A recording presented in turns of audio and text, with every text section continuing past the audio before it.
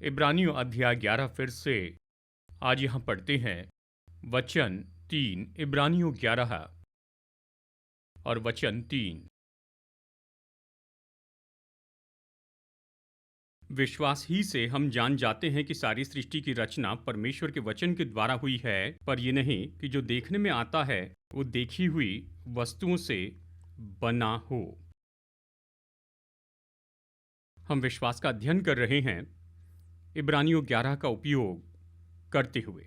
इब्रानियों 11 तो विश्वास का विख्यात अध्याय है, जैसे कि पहला कुरिन्थियों 13 विख्यात प्रेम का अध्याय है।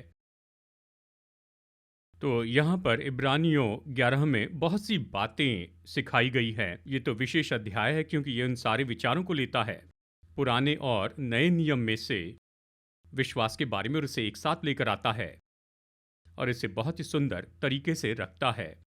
पहले वचन में परिभाषा दी गई है, विश्वास की परिभाषा। विश्वास क्या है? आशा की वस्तुओं का निश्चय और अनदेखी वस्तुओं का प्रमाण है। ये मैंने आपको बताया है। दूसरा वचन कहता है क्योंकि इसी के विषय में प्राचीनों की अच्छी गवाही दी गई। प्राचीन का मतलब यहाँ कह रहा है यहूदी प्राचीनों की। ये पहली सदी के इब्रानी विश्वासियों को लिख रहा है। ये लोग तो यहूदी विचार से मसीहत में आए थे और ये उनके प्राचीनों के बारे में कह रहा है, जैसे कि अब्राहम, इसहाक और याकूब और वो सब लोग। उनकी अच्छी गवाही दी मतलब वो लोग तो बहुत ही सफल हुए थे, वो तो विजयी हुए, वो सारी रुकावटों के ऊपर जयवंत हुए, और ये सब विश्वास के कारण, विश्वास नाम की इस बात के कारण। और फिर वचन 3 में, वचन 3 सबसे ज़्यादा भरा हुआ वचन है इस पूरे अध्याय में, क्योंकि ये इस बारे में बताता है कि विश्वास कैसे सच में काम करता है। और उसके बाद ही ये सारे उदाहरण दिए गए हैं। आपको ये समझना होगा, इस वचन को अच्छे से समझना होगा। काफ़ी समय से इसका हम अध्ययन कर रहे हैं। विश्वास ही से हम जानते हैं कि सारी सृष्टि की रचना परमेश्वर के वचन के द्वारा हुई है, पर यह नहीं कि जो कुछ देखने में आता है वो देखी हुई वस्तुओं से बना हो। कुछ हफ्तों पहले मैंने इसका अर्थ आपको बताया था और बताया था कि इसका क्या अर्थ है। बहुत से लोग इसके बारे में सोचते हैं कि ये कहना है कि विश्वास हमें ये समझने में मदद करता है कि ये संसार परमेश्वर के वचन से बना है, पर मैंने आपको बताया ये बात सही नहीं है। कुछ लोग इसे इस तरह से देखते हैं और कहते हैं ये यही तो कह रहा है कि विश्वास से हम समझते हैं कि संसार की सृष्टि वचन के द्वारा हुई है। विश्वास ये समझने में मदद करता है कि संसार कैसे बना है। खैर, मैं इससे सहमत नहीं हूं और वैसे ही बहुत से लोग भी नहीं हैं, क्योंकि ये शब्द की विश्वास के द्वारा, ये तो ऐसा है जो आता है इसके बाद के लगभग हर एक वचन में, और हर बार हर एक वचन जो शुरू होता है विश्वास से, ये विश्वास से इसके तुरंत बाद में आता है महान उपलब्धि, यानी विश्वास के द्वारा कुछ किया गया।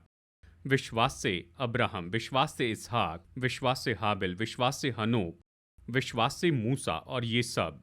जब भी ये विश्वास से शुरू होता है तो उसके बाद में आता है कुछ महान जो हासिल किया गया, या ये पैटर्न है। और ये जो वचन है ये तो पहला है इस पैटर्न में, और इसलिए बाकी पैटर्न के साथ में ये होना चाहिए।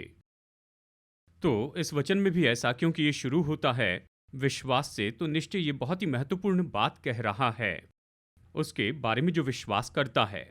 और इसलिए बहुत से विश्वास करते हैं कि ये वचन भाग इस तरह से समझा जाना चाहिए कि ये कह रहा है कि विश्वास से ये संसार परमेश्वर के वचन के द्वारा बना है। मतलब विश्वास ने संसार को बनाया। विश्वास वो जरिया है जिसके द्वारा परमेश्वर ने संसार बनाया। वचन का उपयोग किया कि विश्वास को ले जाए। परमेश्वर का वचन विश्वास से भरा है और उसने इसे भेजा है, और इन वचनों के द्वारा जो विश्वास से भरे हैं उसने संसार में अपना विश्वास खोला और इस संसार की सृष्टि की। तो हमने इसे देखा, पिछले हफ्ते देखा कि विश्वास कैसे आता है। लेकिन पिछले हफ्ते के अंत में हमने कहा विश्वास कैसे आता है, सुनने से आता है। मैंने बताया किस तरह से सुनना है। ये बस ऐसे नहीं कि दिन में कुछ अध्याय पढ़ ले या केवल कुछ वचन पढ़ ले, इस तरह से। वो सब अच्छा है, ये बुनियादी है, लेकिन विश्वास आता है खास तरह के सुनने से, विश्वास का वचन सुनने से। परमेश्वर के वचन का जो प्रचार है, इसे विश्वास का वचन कहा गया है। ये प्रचार बहुत महत्वपूर्ण है परमेश्वर के सारे कामों में। अगर प्रचार की महिमा को समझना है तो पहला कुरिन्थियों अध्याय 1 और 2 पढ़िए। मसीह चर्च में प्रचार का कौन सा स्थान है? प्रचार तो बहुत ही महत्वपूर्ण है, इसलिए हम यहाँ पर ज़्यादा समय प्रचार करते हैं। अब ये प्रचार क्या करता है? ये विश्वास का वचन है। इसका मतलब ये प्रचार विश्वास उत्पन्न करता है, क्योंकि प्रचार बताता है कि परमेश्वर के वचन में क्या है। ये दिखाता है या निकालता है, और वचन जो कहता है वही लोगों को देता है। ये तो खास तरह का प्रचार है। ये प्रचार है जो कहता है हमारे परमेश्वर भले परमेश्वर हैं। ये खास प्रचार जो कहता है कि परमेश्वर हमारी ओर से हैं, कि जब परमेश्वर बोलते हैं तो एक शब्द भी असफल नहीं होता है। परमेश्वर जो भी कहते हैं वो इस योग्य है कि उसे पूरा करें। ये जो कुछ वो कहते हैं उसे पूरा करने की जो सामर्थ है, ये तो वचन में ही है। ये इस तरह की जो बातें हैं, ये प्रचार के द्वारा बताई जाती है, ताकि इसके परिणाम में सुनने वाले अब परमेश्वर पर भरोसा करने लगते हैं, क्योंकि वो भला है, उस पर भरोसा रख सकते, वो झूठ नहीं बोलते, जो वो कहते हैं हमेशा उसे करते हैं, उसकी प्रतिज्ञाएं हमेशा के लिए सत्य है। तो ये सुनने वाले के हृदय में विश्वास उत्पन्न करता है। तो पिछले हफ्ते के प्रचार के अंत में मैंने 2 वचन बताए थे और वहां से अभी शुरू करना चाहता हूं। आपको इसे खोलने की जरूरत नहीं, बस केवल इसका सारांश बताकर मैं आपको और कहीं ले जाना चाहता हूं। मैंने 2 वचन बताए थे। पहला है दूसरा इतिहास अध्याय 16 वचन 9। ये एक सुंदर वचन है। ये कहता है, यहोवा की दृष्टि सारी पृथ्वी पर इसलिए फिरती रहती है कि जिसका मन उसकी ओर निष्कपट रहता है उसकी सहायता में अपनी सामर्थ्य दिखाए। सरल रूप में परमेश्वर देख रहे हैं, पूरे संसार में उसकी आंखें देख रही हैं। पूरी पृथ्वी में किस लिए? वो खुद को बलवान दिखाना चाहते हैं, लेकिन कैसे? वो तो उसे ढूंढ रहे हैं जिसका हृदय उसके ओर निष्कपट हो, या ऐसा जिसका हृदय उस पर भरोसा करता है, ऐसा जिसके हृदय में विश्वास है, ऐसा कोई जिसका हृदय सही तरह का हृदय है, कि विश्वास उनके हृदय के द्वारा काम करे। तो ये बहुत ही स्पष्ट है कि परमेश्वर ऐसे किसी का भी उपयोग नहीं कर सकते जिसमें किसी भी तरह का हृदय हो। अगर परमेश्वर किसी व्यक्ति को उपयोग करना चाहते हैं तो उस व्यक्ति में एक खास हृदय होना चाहिए, ऐसा हृदय जो परमेश्वर पर भरोसा रखता है, विश्वास का हृदय, ऐसा हृदय जहां विश्वास होता है, जहां से विश्वास काम कर सके। तो परमेश्वर ऐसे व्यक्ति को ढूंढ रहे हैं। वो खुद को सामर्थ्य दिखाना चाहते हैं। ये कहने का बहुत ही सामर्थ्य तरीका है।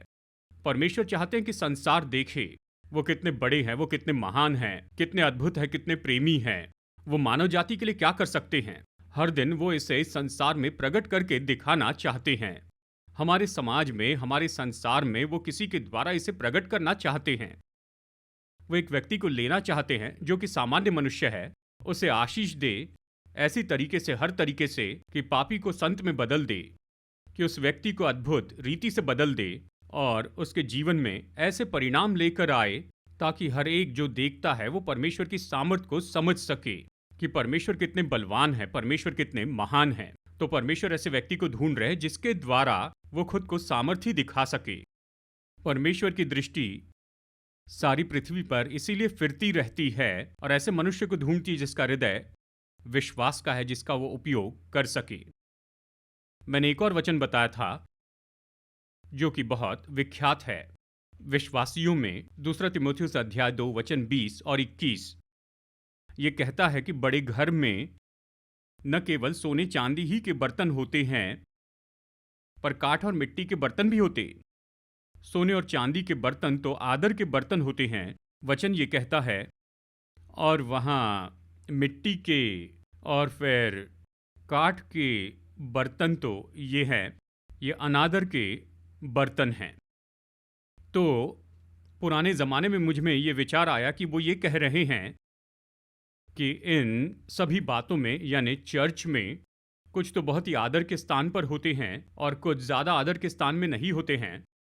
तो वो मुझे इस तरह सुझाव दे रहे थे, मुझे पता नहीं सही तरीके से मैं समझा या नहीं। मैं इसे इस तरह समझा कि शायद तुम एक मिट्टी के बर्तन हो, तुम अच्छे नहीं हो, परमेश्वर ने तुम्हें बड़ी बात के लिए नहीं चुना, तुम चुने गए हो किसी साधारण काम के लिए, तुम कभी परमेश्वर के लिए बहुत उपयोगी नहीं होंगे। तुम बस एक साधारण मनुष्य हो। परमेश्वर को धन्यवाद दो।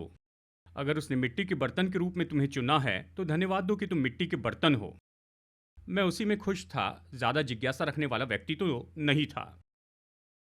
लेकिन फिर मैंने एक और वचन पढ़ा जिसने सब बर्बाद कर दिया। अगला ही वचन ये कहता है, इसलिए ये बताने के बाद में आदर के बर्तन और अनादर के बर्तन और ये सब सोने और चांदी के बर्तन, काठ और मिट्टी के बर्तन, तो अगला ही वचन कहता है, यदि कोई अपने आप को इनसे शुद्ध करेगा, मतलब खुद को शुद्ध करेगा पाप से, अशुद्धता से, हर तरह की परीक्षाओं से, इस संसार से और इसके हर तरह के उस व्यक्ति के ऊपर इसके प्रभाव से, अगर वो व्यक्ति खुद को शुद्ध करता है। इस संदर्भ को देखिए, ये इसी बारे में कहता है, यदि वो व्यक्ति खुद को शुद्ध रखेगा। वो तिमुथियुस को लिख रहा है, नौजवान को। यदि वो अपने आप को शुद्ध रखेगा, वो तो सेवक था। ये उससे कहता है, यदि कोई व्यक्ति खुद को शुद्ध रखेगा और पवित्र ठहरेगा तो वो आदर का बर्तन ठहरेगा, पवित्र किया गया और स्वामी के काम में आएगा और हर भले काम के लिए तैयार होगा। अब ये मुझे बताता है कि परमेश्वर चाहते हैं कि हर एक व्यक्ति हो जाए, ऐसा व्यक्ति हो जाए जो हर एक भले काम के लिए तैयार है, कि वो आदर का बर्तन हो जाए। आदर का बर्तन ये तो केवल कुछ लोगों का सौभाग्य नहीं है। आदर का बर्तन तो हर एक के लिए परमेश्वर की योजना है कि हर एक व्यक्ति आदर का बर्तन होना चाहिए। वो परमेश्वर के द्वारा उपयोगी हो, कि परमेश्वर को महिमा दे, परमेश्वर के लिए गवाह हो जाए। आदर का बर्तन ये कोई खास व्यक्ति तो नहीं है, लेकिन आदर का बर्तन तो ये ऐसी वस्तु है जो परमेश्वर चाहते हैं कि हर एक व्यक्ति ऐसे बन जाए। और इसलिए हमें अपने आप को शुद्ध करना है, पवित्र करना है, ताकि हम तो आदर के बर्तन होने के योग्य बने, स्वामी के उपयोग के लिए तैयार हो, कि स्वामी के काम आए, हर एक भले कामों के लिए तैयार किया गया। तो यहां पर यह बहुत ही स्पष्ट है कि परमेश्वर ऐसे लोग ढूंढ रहे हैं कि लोगों में ऐसे इस तरह का हृदय हो कि परमेश्वर अपना विश्वास लेकर उनमें रखे और काम करें विश्वास से और उनका सामर्थ्य उपयोग करे। ठीक है, तो आज मैं बताना चाहता हूं, आज और आने वाले कुछ हफ्तों तक मैं एक बहुत ही महत्वपूर्ण विषय पर बताना चाहता हूं। 11:3 से, इब्रानियों 11:3 से। बात तो ये है कि परमेश्वर हमें संसार में सामर्थ्य उपयोग करे, अपने बर्तन के रूप में उपयोग करे, तो हमें विश्वास से जीना शुरू करना होगा। और विश्वास से जीना ये तो निश्चय ही उस व्यक्ति के लिए संभव हो सकता है जिसमें इस तरह का हृदय है। और इसलिए आज मैं आपको प्रेम के हृदय के बारे में बताऊंगा जो विश्वास के साथ काम करने के लिए जरूरी है। अब मेरे साथ में देखिए, गलातियों अध्याय 5 वचन 6। गलातियों 5:6 कुछ लोगों ने सुना होगा ये वचन, पर मैं बताना चाहता हूं इस पूरे वचन का पूरा अर्थ। गलातियों अध्याय 5 वचन 6 मसीह यीशु में कहता है, मसीह यीशु में न खतना और न खतना रहित कुछ काम का है। देखिए, उस समय उन दिनों में खतना और खतना रहित बहुत मायने रखता था। यहाँ तक कि मसीह चर्च में, क्योंकि वो सब यहूदी पृष्ठभूमि से आए थे, कम से कम बहुत से अगुवे यहूदी पृष्ठभूमि से आए थे और बहुत से लोग यहूदी पृष्ठभूमि से आए थे, और वो तो पुराने नियम में खतना करवाते थे। अब्राहम से शुरू होकर वह हर एक बेटे का 6वें दिन खतना करवाते थे। और ये तो केवल खिल्डी की चमड़ी को काटना है, उस बच्चे के शारीरिक अंग को, यानी उस बेटे के शरीर के अंग को, तो इसे खतना कहते हैं। परमेश्वर ने इसे दिया था अब्राहम के एक विधि के रूप में कि हर एक बेटे का खतना किया जाना चाहिए, इसलिए ताकि ये उस वाचा का चिन्ह हो जाए। वाचा का चिन्ह, और ये वाचा का जो अर्थ है वो तो नए नियम में दिया गया है। पौलुस बताता है कि कैसे हमें हृदय का खतना चाहिए, केवल चमड़ी का खतना नहीं चाहिए। यानी खतना करना अपने शरीर के एक अंग का, चमड़ी का, ये ज्यादा मायने नहीं रखता है। लेकिन हृदय का खतना, जहां हृदय शुद्ध किया जाता है, जहां आपके हृदय से पुराना स्वभाव निकाला जाता है, पाप में स्वभाव निकाला जाता है, ये बहुत महत्वपूर्ण था। पुराने नियम में दर्शाने वाली बात थी जो नहीं की जा सकती थी। देखिए, पुराने नियम में यीशु मसीह नहीं आए थे, वो क्रूस पर नहीं मरे थे, और छुटकारा जिस तरह से नई वाचा में उपलब्ध है उस तरह उपलब्ध नहीं था। तो ये चिन्ह दिया गया था कि क्या होने वाला है, लेकिन अब नए नियम में असली आ चुका है। तो ये चिन्ह अपने महत्व को खो चुका है। परछाई अपने महत्व को खो चुकी है, क्योंकि अभी वास्तविक आ चुका है। हम सच में हृदय का खतना करवाते हैं, और इसलिए नए नियम का चर्च ये खतने पर जोर देने लगा, और खास करके जब पौलुस प्रचार करने लगता है तो खतने को पूरी तरह दूर कर देता है, और इससे बहुत से लोग परेशान हो गए थे। तो पौलुस यहाँ कहता है, ये खतना या खतना रहित नहीं है। ये नहीं कि तुमने खतना किया है या नहीं किया जो मायने रखता है, नहीं, वो बेकार है। चाहे तुम खतना करवाओ या खतना रहित रहो, वो बेकार है, उसका कोई मायने नहीं, इस तरह कहता है। मसीहत कोई विधियों के बारे में नहीं है। मसीहत इस तरह की बातों के बारे में, धार्मिक विधियों के बारे में नहीं है। आस्था विधियों से भरी होती है। क्या तुमने ये किया, वो किया, जानते हैं, यानी 8वें दिन तुम्हें ये करना है, 40वें दिन तुम्हें ये करना है, ये सब आस्था केवल इसी के बारे में है।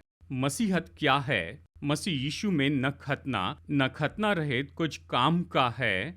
तो अब कौन सी बात काम की है? ये कहता है, परंतु विश्वास जो प्रेम के द्वारा प्रभाव डालता है, और यही तो तुम्हारे लिए बहुत ही उपयोगी होगा। ये कहता है, ये खतने की विधि नहीं है जिसका पुरानी वाचा में कुछ महत्व था, लेकिन अब ये विश्वास है जो प्रेम के द्वारा काम करता है। देखिए, विश्वास प्रेम के द्वारा प्रभाव डालता है। ये बताता है विश्वास कैसे काम करता है। अच्छा अनुवाद ये है कि विश्वास प्रेम के द्वारा प्रकट किया जाता है। प्रेम में विश्वास प्रकट किया जाता, विश्वास प्रेम में काम करता है, और ये सब। तो वो ये कह रहा है कि विश्वास प्रेम में काम करता है, वो उपयोगी है, वो तुम्हारे जीवन में बदलाव लाएगा, वो आपको नया भविष्य देगा, वो आपकी परिस्थितियों को बदल देगा, ये आपको विजय देगा, वो आपकी सारी जरूरतें पूरी कर देगा। विश्वास प्रेम के द्वारा काम करता है, ये आपके जीवन को बदल देगा। मसीहत तो निश्चय भीतरी बदलाव के बारे में है, जो कि बहुत असली है, जो आपके जीवन के हर एक क्षेत्र में बदलाव लेकर आता है। ये तो केवल कुछ विधियां नहीं हैं।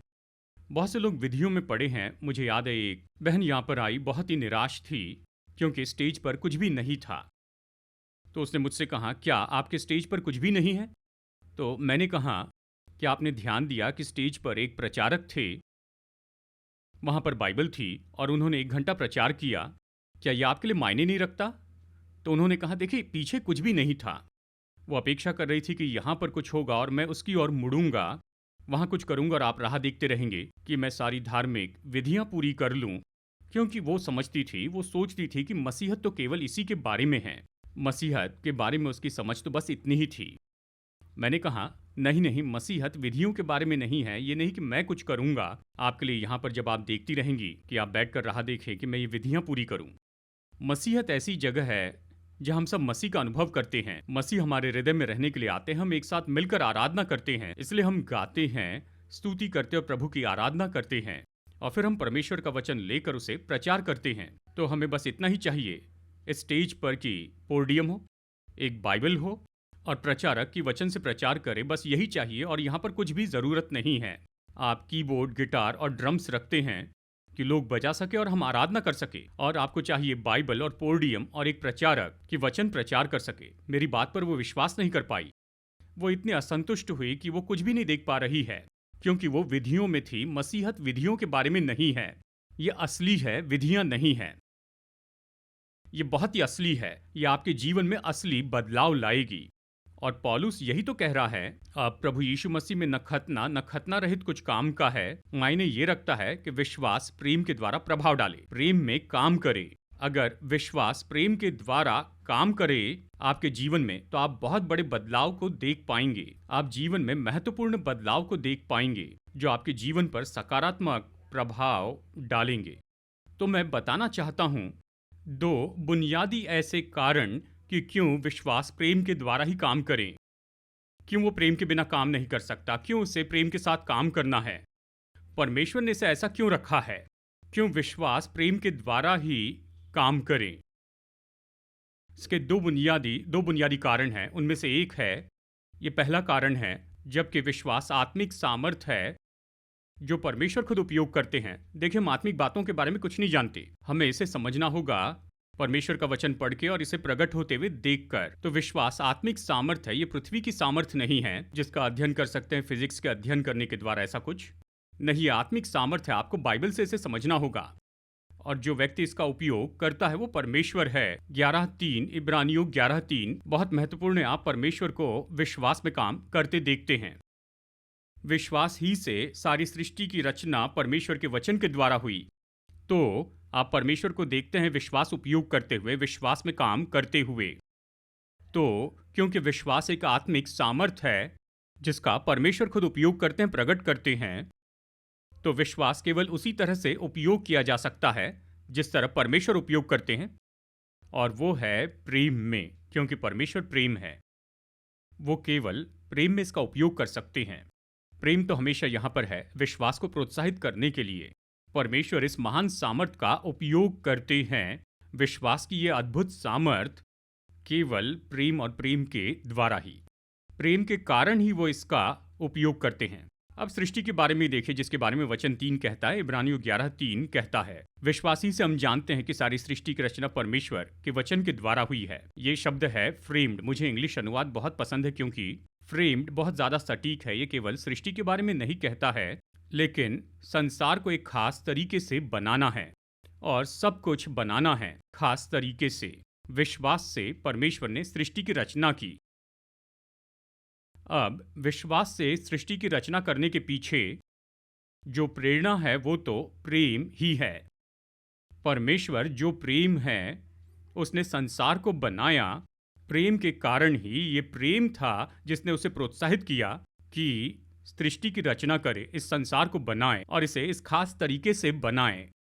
उत्पत्ति के पहले 2 अध्याय तो बहुत ही रोमांचक अध्याय हैं बाइबल में, क्योंकि ये बात तो करते हैं कि किस तरह का संसार परमेश्वर ने बनाया। देखिए संसार को, उस वाटिका को देखिए जो उसने बनाई थी, और मनुष्य को लाकर उस वाटिका में रखा और उससे कहा कि इस वाटिका के सारे फलों को तुम खा सकते हो। ये सब वो मनुष्य के लिए जीवन नियुक्त करते हैं। उसने मनुष्य के लिए पहले सब कुछ बना लिया, फिर मनुष्य को बनाया। उसने मनुष्य को बनाने के पहले देखिए उसे मनुष्य क्यों बनाना था, क्योंकि परमेश्वर प्रेम की परमेश्वर है। प्रेम ने उसे मनुष्य को बनाने के लिए प्रोत्साहित किया था। मनुष्य को बनाने के पहले उसने वो सब बनाए जो मनुष्य को कभी जरूरत पड़ेगा। और इसलिए सृष्टि की इस कहानी में हम यहाँ पर पहले सृष्टि को होते देखते हैं, और फिर मनुष्य जो सारी सृष्टि में आखिरी आइटम होता है। इसलिए नहीं कि उसका महत्व बहुत कम है, नहीं, वो सबसे ज्यादा महत्वपूर्ण है। वो सारी सृष्टि का मुकुट है। इसलिए उसके आने के पहले ही परमेश्वर ने सब कुछ बनाकर उस जगह पर रखा और उसे सक्रिय कर दिया, और फिर मनुष्य को लाया ताकि मनुष्य को कोई घटी ना हो। वहां कुछ भी गलत नहीं था, सब कुछ बिल्कुल अच्छा था, रहने की जगह थी, अद्भुत संसार था। सारा वीराना, अंधकार, सब कुछ चला गया, सब क्रम में ला लिया गया, और सब कुछ बहुत ही सुंदर और अद्भुत था। और परमेश्वर ने इसे किया, प्रेम ने इसे किया। परमेश्वर का प्रेम, उसने मनुष्य को बनाया। परमेश्वर के प्रेम ने संसार को मनुष्य के लिए बनाया। ये कुछ इसी तरह से है। हम परिवार क्यों बनाते हैं, हम क्यों शादी करते हैं, फिर संतान होने देते हैं? क्योंकि हम परिवार इसलिए चाहते हैं, हर कोई अपना परिवार चाहता है, जानते हैं। यानी ये सामान्य बात नहीं कि लोगों को ये कहते सुने शादी की क्यों चिंता करें, मुझे नहीं लगता मुझे उससे शादी करनी चाहिए। आपने कुछ लोगों को ये कहते देखा होगा, कुछ नौजवानों को देखा, लेकिन वही सबसे पहले शादी करते हैं। तो अब मैं उन पर विश्वास नहीं करता हूं। ओ, मैं शादी नहीं करूंगा पास्टर, देखिए मैं तो बिना शादी के रहूंगा। लेकिन बहुत ही जल्दी रिश्ता लेकर आते हैं, शादी करनी है। ये तो पुरुष में है कि वो स्त्री को खोजे, एक साथी, और उस स्त्री के साथ में रहे और उससे संतान उत्पन्न हो और एक परिवार के रूप में रहे। क्यों? क्योंकि मनुष्य परमेश्वर के स्वरूप और समानता में बना है। परमेश्वर ने मनुष्य को बनाया क्योंकि वो प्रेम का परमेश्वर है। इसलिए वो अकेला नहीं रह सकता, क्योंकि उसमें इतना प्रेम है, उसके पास देने के लिए बहुत कुछ है, इतना ज्यादा प्रेम उसमें है। इसीलिए उसे उंडेलना होगा, और इसीलिए उसे मानव जाति चाहिए थी। इसलिए उसने मनुष्य की रचना की, और मनुष्य जो परमेश्वर के स्वरूप और समानता में बनाया गया, वो भी प्रेम में रहना चाहिए। बिल्कुल जैसे मछली पानी में रहती है, मनुष्य तो प्रेम का प्राणी है। जैसे परमेश्वर प्रेम है, मनुष्य का सबसे विशेष गुण तो प्रेम ही है। और इसलिए वो जीवन साथी ढूंढता है कि किसी को प्रेम दिखा सके, वो संतान चाहता है। हाँ, विवाह के पीछे यही तो प्रेरणा है। कई बार जवान लोग मेरे पास आकर कहते हैं, मुझे शादी करनी है। मैंने एक से पूछा, क्यों शादी करना चाहते हो? खैर, मैं बैंगलोर में हूँ, अकेला रहता हूँ, हर समय होटल में खाता हूँ, बहुत बुरा है, कब तक मैं रेस्टोरेंट में खा सकता हूँ? मेरे माता पिता कहते शादी कर लो। मैंने कहा आपको एक अच्छी आया चाहिए या अच्छा कुक, क्योंकि इन दिनों में अगर आप शादी भी कर ले तो कोई गारंटी नहीं कि उसे खाना पकाना आता है। शायद वो भी रेस्टोरेंट से ऑर्डर करने की आदी होगी। तो अपेक्षा मत कीजिए कि कोई कुक होगा पत्नी के स्वरूप में। यह अच्छा विचार नहीं, मैंने कहा। वो हैरान हो गए मेरी ओर देखा। आपका क्या मतलब है? हाँ, ये सच्चाई है। आप क्या करेंगे? ये जांचेंगे वो खाना पका सकती है या नहीं? आपको क्या चाहिए? क्या आपको आया चाहिए या फिर एक कुक चाहिए? मुझे लगता है कि तुम्हें चाहिए कुक। मतलब आपको क्या चाहिए? क्या आपको कुक चाहिए या पत्नी चाहिए? मुझे ऐसे दिखता है कि आपको ज़रूरत है एक कुक की, किसी पत्नी की नहीं। देखिए, पत्नी खाना पकाने के लिए नहीं है, पत्नी और किसी बात के लिए नहीं है। पत्नी है ताकि आप अपने प्रेम को उंडेल सके उस व्यक्ति पर और संतान उत्पन्न कर सके और अपना प्रेम उन बच्चों पर उंडेल सके और उन्हें देते जाएं निरंतर और देने के द्वारा जिए। मनुष्य को ये चाहिए और इसीलिए तो यानी देखिए, परमेश्वर ने इसी तरह से मनुष्य को बनाया है। और यही तो विवाह के लिए बुनियाद होनी चाहिए। यानी हम विवाह की योजना बनाते हैं क्योंकि परमेश्वर ने ऐसे ही बनाया है। उसने कहा मनुष्य का अकेला रहना अच्छा नहीं और हम परमेश्वर से ज़्यादा बुद्धिमान नहीं।